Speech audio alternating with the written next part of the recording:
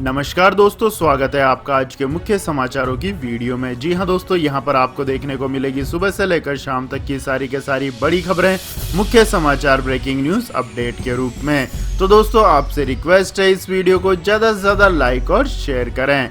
तो दोस्तों, जान लेते हैं आज की पहली बड़ी खबर। कोरोना पर प्रधानमंत्री नरेंद्र मोदी ने की ऑल पार्टी मीटिंग, कांग्रेस नेता नहीं हुए शामिल। जी हां दोस्तों, प्रधानमंत्री नरेंद्र मोदी ने मंगलवार को कोविड-19 की वर्तमान स्थिति पर एक सर्वदलीय बैठक की। कांग्रेस, मार्क्सवादी कम्युनिस्ट पार्टी, राष्ट्रीय जनता दल और शिरोमणि अकाली दल सहित कुछ अन्य राजनीतिक दलों ने इस बैठक का बहिष्कार किया। इस बैठक में स्वास्थ्य मंत्रालय के अधिकारियों द्वारा एक पावर पॉइंट प्रेजेंटेशन दिया गया था। बैठक में प्रधानमंत्री नरेंद्र मोदी ने आखिर में एक छोटा सा भाषण देते हुए उल्लेख किया है कि हम कोविड से सावधानी से निपट रहे हैं और कोविड के संबंध में भारत की स्थिति बाकी दुनिया से बेहतर है। गृह मंत्री अमित शाह ने इस बैठक का संचालन किया। लोकसभा के एक सदस्य ने बताया है कि आज की बैठक में विशेष रूप से कोविड की स्थिति पर बहुत गहन चर्चा हुई। इसके बाद दोस्तों, जान लेते हैं अगली बड़ी खबर। कोरोना की दूसरी लहर के दौरान ऑक्सीजन की कमी से नहीं हुई किसी की मौत, बोली सरकार। जी हां दोस्तों, स्वास्थ्य राज्य मंत्री भारती प्रवीण पवार ने बताया है कि कोविड-19 महामारी की दूसरी लहर के दौरान किसी भी राज्य या केंद्र शासित प्रदेश से ऑक्सीजन के अभाव में किसी भी मरीज की मौत की खबर नहीं मिली है। उन्होंने एक प्रश्न के लिखित उत्तर में यह जानकारी दी। स्वास्थ्य राज्य मंत्री भारती प्रवीण पवार ने यह भी बताया है कि बहरहाल कोविड महामारी की दूसरी लहर के दौरान ऑक्सीजन की मांग अप्रत्याशित रूप से बढ़ गई थी। महामारी की पहली लहर के दौरान इस जीवन रक्षक गैस की मांग 3095 मैट्रिक टन थी, जो दूसरी लहर के दौरान बढ़कर करीब 9000 मैट्रिक टन हो गई। इसके बाद दोस्तों, रुक करते हैं अगली बड़ी खबर का। दिल्ली में स्वतंत्रता दिवस से पहले टेररिस्ट अटैक की आशंका, सुरक्षा एजेंसियों ने किया अलर्ट। जी हां दोस्तों, सुरक्षा एजेंसियों ने दिल्ली में आतंकी हमले की आशंका को लेकर हाई अलर्ट जारी किया है। जानकारी के मुताबिक आतंकी 15 अगस्त के पहले और मानसून सत्र के बीच राजधानी को दहलाने की साजिश में है और किसी भी वारदात को अंजाम दे सकते हैं। संसद सत्र और 15 अगस्त से पहले आमतौर पर भी दिल्ली की सुरक्षा हाई अलर्ट पर रहती है। सुरक्षा एजेंसियों के अलर्ट के मुताबिक ड्रोन के जरिए दिल्ली में बड़ी आतंकी साजिश को अंजाम दिया जा सकता है। 15 अगस्त से पहले पाकिस्तान बेस्ड आतंकी और असामाजिक तत्व दिल्ली को दहला सकते हैं। राजधानी दिल्ली में भी संसद का मानसून सत्र चल रहा है। ऐसे में आतंकी हमले का खतरा ज्यादा बढ़ जाता है। दिल्ली पुलिस को सुरक्षा एजेंसियों की ओर से आगाह किया गया है कि 5 अगस्त को जम्मू कश्मीर से धारा 370 हटी थी।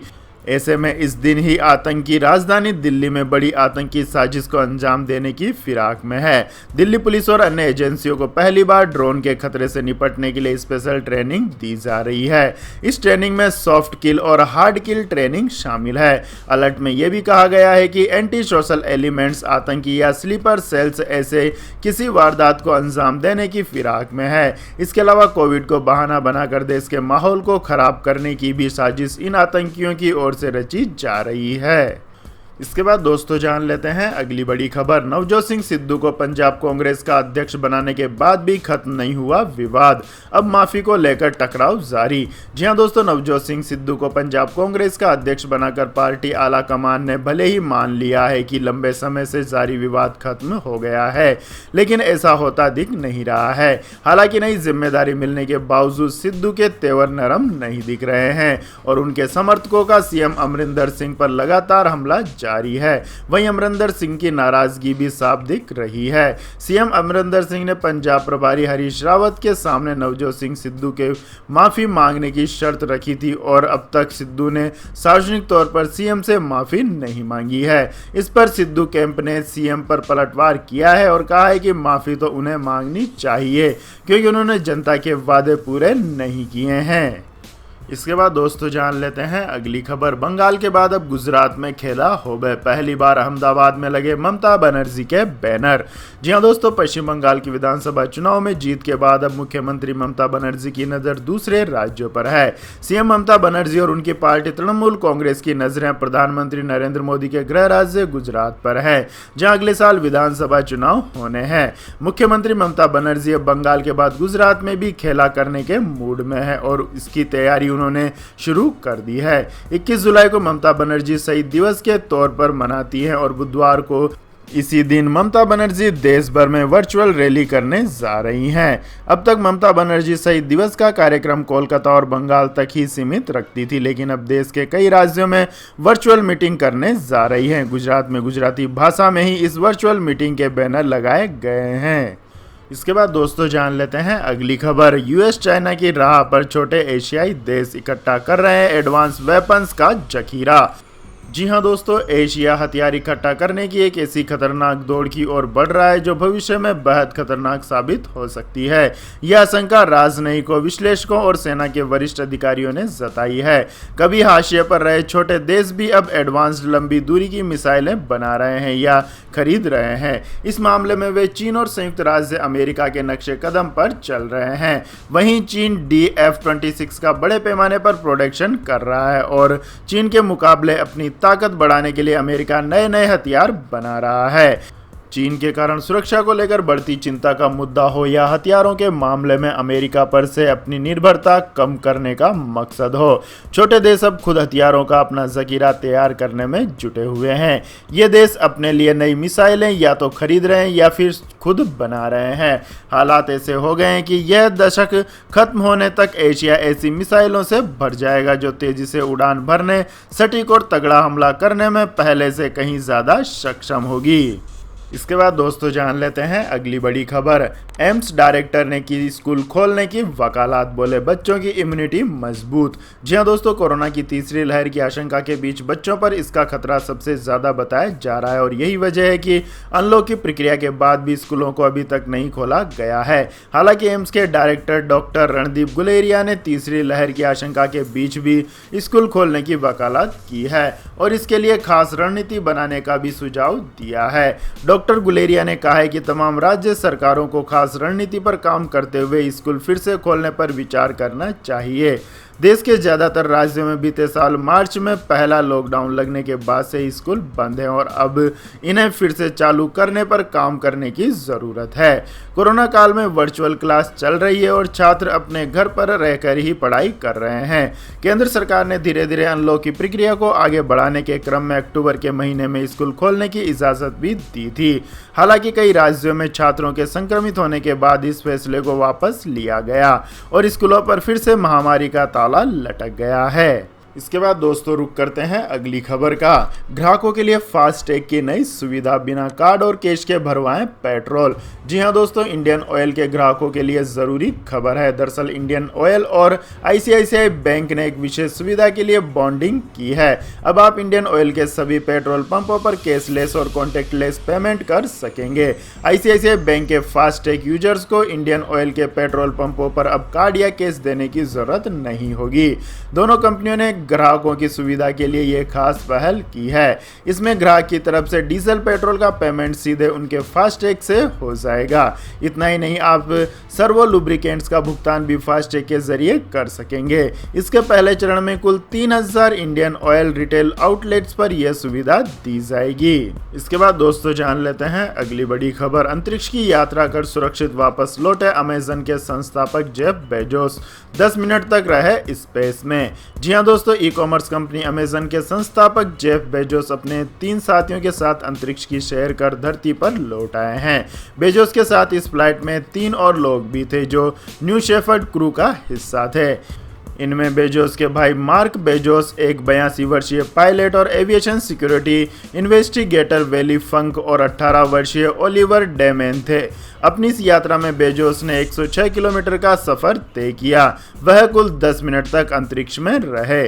बेजोस और अन्य 3 यात्रियों के सकुशल वापसी पर private space company blue origin ने ट्वीट करते हुए लिखा है कि टीम ब्लू के वर्तमान और पुराने साथियों को स्पेस फ्लाइट के इस ऐतिहासिक दिन के लिए बधाई। यह नए लोगों के लिए अंतरिक्ष की यात्रा करने का अवसर खोलेगा। ब्लू ओरिजिन ने इस यात्रा का पूरा वीडियो भी वेबसाइट पर साझा किया है। इसमें बेजोस के अलावा अन्य भी यात्रा समाप्त करने के बाद जश्न मनाते हुए नजर आ रहे हैं। धरती पर आने के बाद बेजोस ने आज के दिन को सबसे अच्छा दिन बताया है। इसके बाद दोस्तों जान लेते हैं अगली बड़ी खबर। लेकिन दोस्तों अगली खबर जानने से पहले आप लोगों से गुजारिश है कि इस वीडियो में दिखाई गई खबरें अगर आपको पसंद आई हो तो इस वीडियो को लाइक करें, शेयर करें और हमारे चैनल को सब्सक्राइब करें। तो दोस्तों जान लेते हैं अगली बड़ी खबर। चीन को अपनी ही वैक्सीन पर नहीं भरोसा, 2 डोज ले चुके लोगों को देगा जर्मनी का बूस्टर शॉट। जी हाँ दोस्तों, चीन को अपनी ही कोरोना वैक्सीन पर भरोसा नहीं है। शायद इसलिए चीन वैक्सीन के दोनों डोज ले चुके लोगों को अब बूस्टर डोज देने की तैयारी कर रहा है।